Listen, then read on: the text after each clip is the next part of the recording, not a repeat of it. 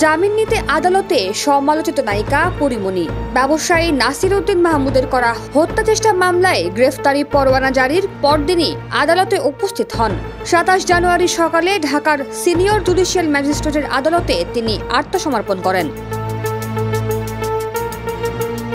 সকাল ১০টার পর আদালতে আসেন পরীমনি। তার পক্ষে অ্যাডভোকেট নীলাঞ্জনা রিফাত সুরভি জামিন চেয়ে আবেদন করেন। এই বিষয়ে ঢাকার সিনিয়র জুডিশিয়াল ম্যাজিস্ট্রেট মোহাম্মদ জুনাইদের আদালতে শুনানি হয়। শুনানি শেষে গণমাধ্যমের সাথে কথা বলেন এই নায়িকা।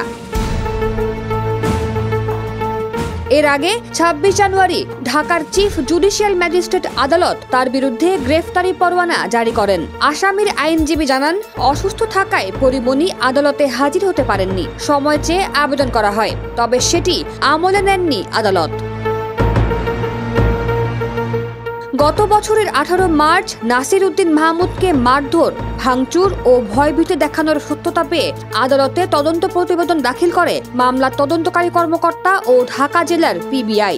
একই বছরের ১৮ এপ্রিল আদালত পিবিআইয়ের দেওয়া তদন্ত প্রতিবেদন গ্রহণ করে পরীমনিকে হাজির হতে সমন জারি করেন।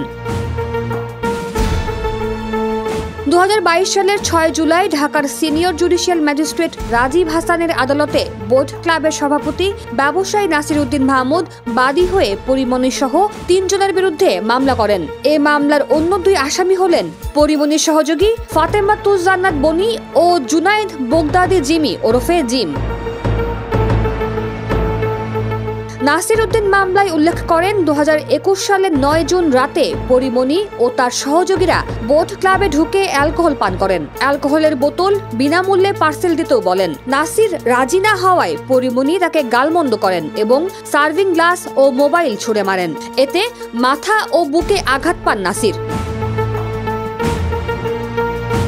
বাদীর আরও অভিযোগ, পরীমনি ও তার সহযোগীরা তাকে মারধর ও হত্যার হুমকি দেন এবং ক্লাবে ভাঙচুর করেন। এই ঘটনার প্রেক্ষিতে পরীমনি সাভার থানায় নাসির সহ ২ জনের বিরুদ্ধে ধর্ষণ চেষ্টা ও হত্যা চেষ্টার অভিযোগে মামলা করেন। পরে ২০২২ সালের ৬ জুলাই নাসির উদ্দিন ঢাকার সাভার আদালতে পাল্টা মামলা করেন।